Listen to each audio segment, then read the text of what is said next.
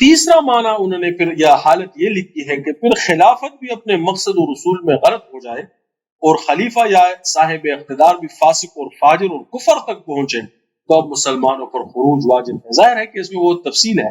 لیکن میں نے جو مختصراً لکھا ہے وہ یہ ہے کہ اب خلافت بھی نہیں رہی، مسلمانوں کے اندر کوئی جو ہے وہ نظام موجود نہیں ہے،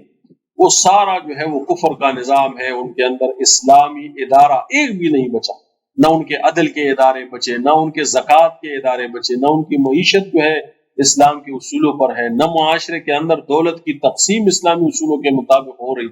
نہ لوگوں کا جو بدامنی ہے وہ خوف جو ہے وہ امن سے بھی نہیں بدلا، لوگ بدامنی کا شکار ہے، مادی وسائل اور ترقی بھی نہیں ہے، کفر کا ہم پر الٹا غلبہ ہے، ہم محکوم ہے، کفر ہم پر غالب ہے، یعنی جو نظام مسلمانوں کی خلافت یا اقتدار کا ہے وہ بالکل بھی جو ہے وہ غلط ہو گیا،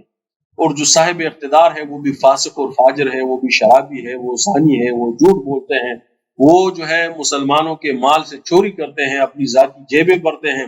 اس حالت میں جو ہے وہ مسلمانوں کے اوپر جو ہے اس نظام کو